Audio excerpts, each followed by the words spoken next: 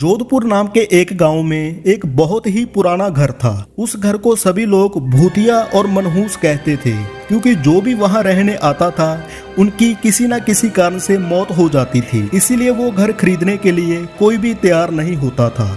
एक बार अजय नाम के एक आदमी ने उस घर को बहुत ही सस्ते दाम में खरीद लिया और अपने बेटे रोहित के साथ सारा सामान लेकर वहां रहने आ जाता है।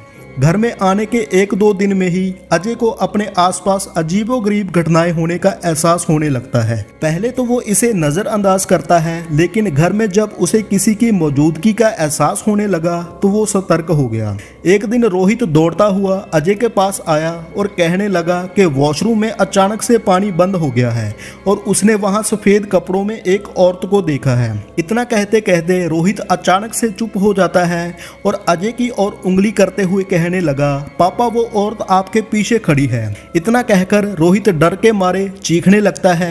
अजय रोहित को गोद में उठाकर उसी वक्त घर से निकल गया। अब रोहित बहुत सहम गया था, तो उसका डर भगाने के लिए अजय ने उसके लिए एक कुत्ता खरीदा और साथ लेकर दोनों घर आ गए। एक रात बहुत तेज बारिश में अचानक से घर की बिजली चली गई। अजय ने घर से बाहर देखा तो आसपास के सभी घरों में बिजली थी बिना उसके घर के।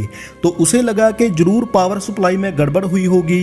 तो इतने में अजय को रोहित के जोर से चलाने की आवाज आती है। अजय दौड़ता हुआ टॉर्च लेकर उसके पास जाता है। अब रोहित को दोबारा से घर में वो औरत दिखाई देती है। रोहित को सहमा देख अजय उसे अपने साथ बिजली ठीक करने के लिए ले जाता है। तभी उनका कुत्ता भी यहाँ वहाँ देखकर जोर जोर से भौंकने लगता है। उसको भी एहसास होता है कि कोई उनके पीछे पीछे आ रहा है। फिर पावर हाउस का दरवाजा खोलते ही अजय को एक लाश दिखाई देती है।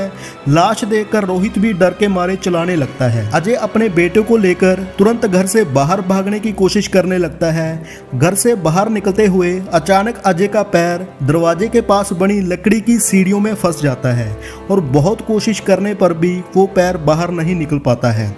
रोहित भी अपने पापा को बाहर खींचने की कोशिश करता है, लेकिन काफी कोशिश करने पर भी उसका पैर बाहर नहीं निकल पाता है। कोई उपाय ना दिखने पर रोहित अपने कुत्ते को लेकर वापस घर के अंदर चला जाता है। तभी वो औरत रोहित को एक कमरे में खींचकर ले जाती है। कुत्ता भी उसके पीछे भौंकते भौंकते उसी कमरे में चला जाता है। थोड़ी ही देर में कुत्ते के भौंकने की आवाज बंद हो जाती है और दरवाजा अपने आप ही बंद हो जाता है। वहाँ अजय भी करीब 20 मिनट तक की कोशिश करने के बाद अपना पैर बाहर निकालने में सफल हो जाता है और अजय दौड़ता हुआ घर के अंदर जाता है और चारों ओर रोहित की तलाश करता है, लेकिन उसे ना तो रोहित और ना ही कुत्ते का पता चल पाता है। बहुत ढूंढने पर जब दोनों ही नहीं मिल पाते तो अजय हार मान लेता है और उनके दोबारा मिलने की आस में वो वही रहने लगता है। कुछ दिन बाद अजय बिजली ठीक करने वाले इलेक्ट्रीशियन को बुलाता है, लेकिन घर में दाखिल होने से पहले ही वो दरवाजे से उल्टे पैर वापस लौट जाता है।